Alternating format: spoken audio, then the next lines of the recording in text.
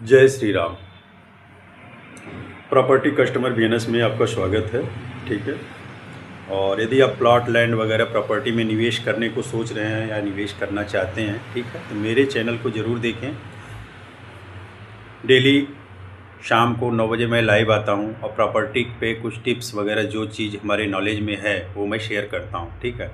Property में बहुत fraud होते हैं, ज़्यादातर रजिस्ट्रियाँ होती हैं, उसमें रजिस्ट्री के बाद भी बहुत सी चीज़ें प्रॉब्लम आने लगती हैं। यदि आप सतर्क रहेंगे, सावधान रहेंगे, यदि जानते रहेंगे तो आप किसी फ्रॉड वगैरह से बच सकते हैं। आजकल बहुत सी ज़मीनें ऐसी हैं, वाराणसी ही नहीं, मैं पूरे देश की बात कर रहा हूँ, बहुत सी ज़मीनें ऐसी हैं जो रजिस्ट्री के बाद विवाद के दायरे में आती हैं और जो पैसा लगाता है फिर वो कानून के चक्कर लगाने लगता है। यदि आप सावधान रहेंगे, सतर्क रहेंगे, जानकारी आपको रहेगी, मेन चीज़ है जानकारी नहीं होती लोगों को। यदि आप जानकारी रहेगी कि हमें लेते वक्त क्या क्या सावधानियाँ बरतनी है। ज़्यादातर लोग ऐसे ही होते हैं कि किसी ने ज़मीन बताई वगैरह, देखा, कहा कि नहीं सब कुछ ठीक है, कोई दिक्कत नहीं है, उसमें 2 ठो हमारे ख़ास आदमी भी रहेंगे, कहेंगे कि जो कुछ है मैं हूँ वगैरह कुछ। आप उस पर ट्रस्ट करके ज़मीन ले लेते हैं। जब फंसता है किसी भी तरह का किंतु परंतु बहुत सी चीज़ें आती हैं, तो वो आदमी वही कहता है हमारे नॉलेज में तो था नहीं, जितना नॉलेज था मैं तो बताया, अगला आदमी ने धोखा दे दिया वगैरह। तो आप क्यों अगले आदमी या किसी पे ट्रस्ट करेंगे? आप खुद उस सारी चीज़ों की इंक्वायरी खुद क्यों नहीं करेंगे? ठीक है, पैसा आप लगा रहे हैं तो आप उस चीज़ की इंक्वायरी करिए। किसी वकील वगैरह पे, किसी पे भी ट्रस्ट करके कि नहीं उसने कह दिया बढ़िया है बस ले लिया, ऐसा ऐसा ना करें। ठीक है। तो क्या क्या चेक करना है? ठीक है।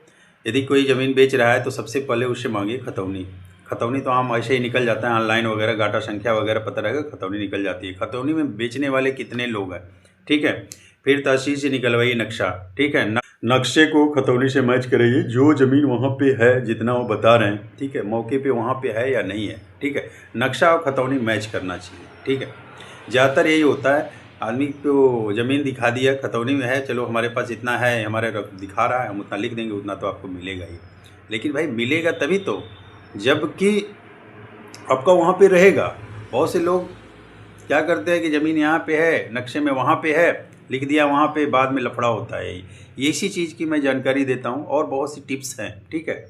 जिसको आप देखेंगे, सुनेंगे, ठीक है, तो आप सावधान सतर्क रहेंगे, आपके साथ चीटिंग नहीं होगी।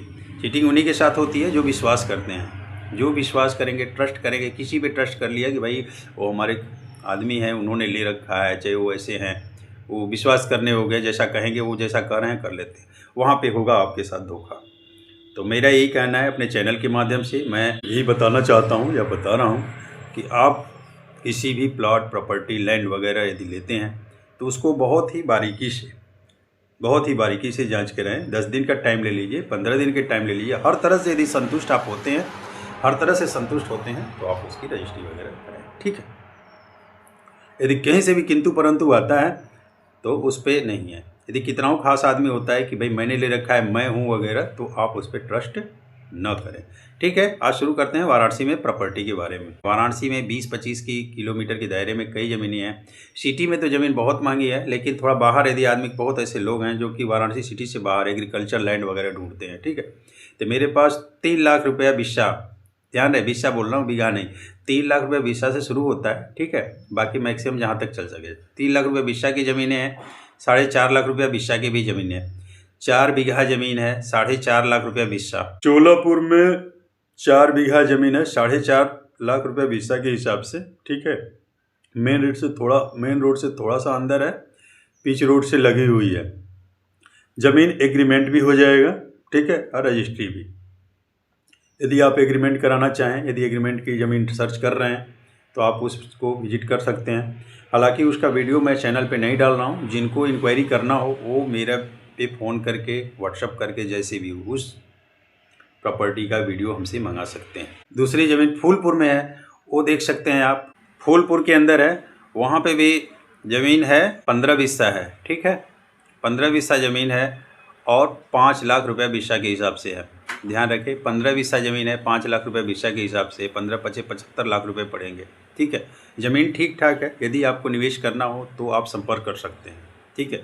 उसके और अंदर जाएंगे, सिंधौरा से फूलपुर, वो सर्किल करीब 10-12 किलोमीटर होगा, खालिसपुर वगैरह होगा। ठीक है। वो सारी एरिया में मिल के 2.5 लाख रुपये बिस्सा से ले ज़मीन स्टार्ट होती है, ठीक है।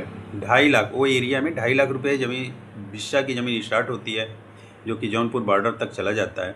यदि एग्रीकल्चर लैंड वगैरह आपको लेना है तो उस एरिया में आपको मिल जाएगा, ठीक है। बड़ा गांव से 10-12 किलोमीटर बलुआ गांव है, ठीक है।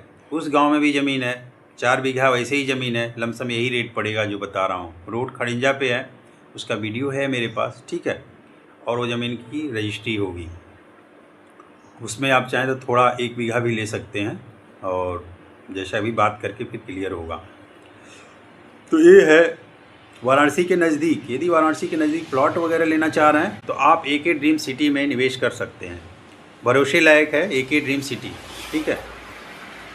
वाराणसी से लमसम 18 किलोमीटर डिस्टेंस है AK ड्रीम सिटी में, और मेन रोड जो NH2 है उसे 60 फुट का रोड दिया गया है उसमें, और 80 बीघा की साइड है, तो उसमें निवेश कर सकते हैं। रेजिडेंशियल प्लॉट भी हैं, कमर्शियल प्लॉट भी हैं, ठीक है। AK ड्रीम सिटी में ज़मीन जो है सारी रीसेल की है, और उसमें निवेश करने के लिए काफ़ी बेस्ट ऑप्शन है, ठीक है। मिर्ज़ा मुराद जो बसों का चार्जिंग पॉइंट है वो उसके बगल में है, और UP कॉलेज का हॉस्टल भी है वहाँ पे, KIT भी है, और सबसे बड़ी चीज़ है कि अंतर्राष्ट्रीय क्रिकेट स्टेडियम बन रहा है जो कि वाराणसी में बन रहा है, वो उसी के 3 किलोमीटर के डिस्टेंस पे ही है।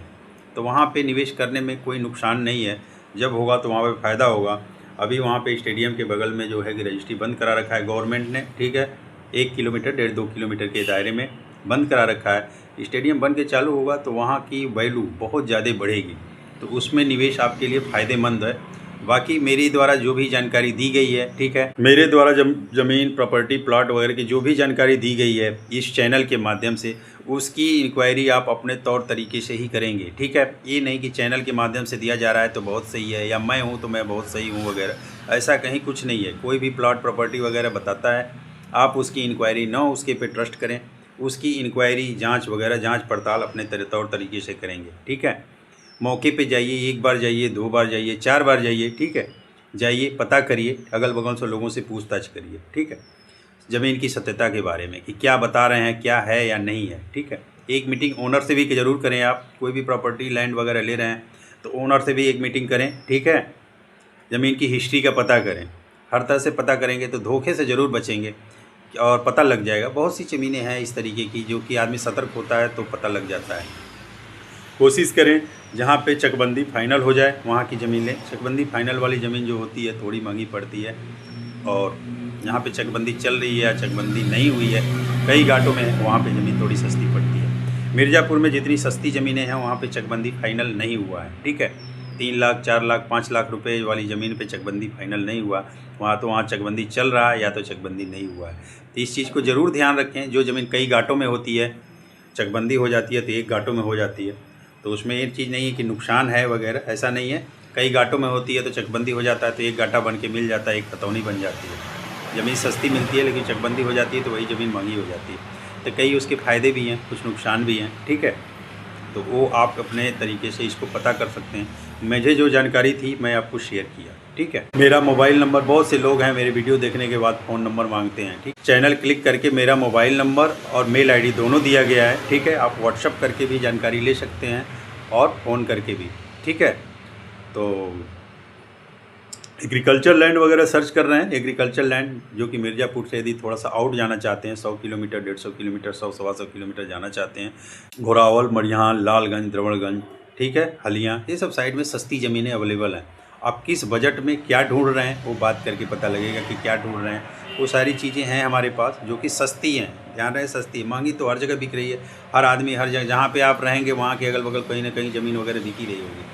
तो महंगी तो है, ऐसी ऐसी महंगी है जो कि 5-5 साल से 10-10 साल से आदमी बेच रहा है, बिक नहीं रही है। आज जो रेट मांग रहा है 6 महीना के बाद जब वो रेट मिलने लगता है तो वो और बढ़ा देता है। ज़मीन सिर्फ रेट बढ़ता रहता है, बिकती नहीं है। कुछ ऐसी भी ज़मीनें लोग हैं, ऐसे भी बेचने वाले हैं। तो हमारे पास सस्ती ज़मीनें हैं, उस पर मैं सस्ती ज़मीन पे ही काम करता हूँ। और मैं इस चैनल के माध्यम से जो भी मुझे जानकारी थी तो जानकारी होती है, मैं अपना ऐड के माध्यम से इसमें डालता हूँ अपने चैनल पे। और सत्यता वाली की बात है कि भाई इसमें जो बताया गया है ये कितना सत्य है, आप मुझसे बात करेंगे उस चीज़ को बता दूंगा मैं। और बाकी आप तहसील वगैरह पे जाके उस ज़मीन की बाकायदा मुआयना की जाए। इसमें हमारे द्वारा जो बताई गई तथ्य कोई भी गलत नहीं है। जो भी जानकारी दी जाती है वो एक दूसरे के बताई गई या मौके पे जो देखा गया होता है उसी आधार पे बताया जाता है। ठीक है, हो सकता है मौके पे जाने पे जैसे मैंने बोला कि वो ज़मीन इतनी है, ज़मीन कम हो जाए, ज़मीन ज़्यादा हो जाए, कुछ ऐसा चीज़ हो जाता है। 100% श्योरिटी किसी चीज़ की नहीं ली जा सकती। इसी से मैं ये कहता हूँ कि आप अपनी ज़मीन की इंक्वायरी अपने तौर तरीके से ही करेंगे। सही लगे तो अपना कराएंगे, नहीं सही लगे कोई बात नहीं। आज के लिए बस इतना ही। नमस्कार।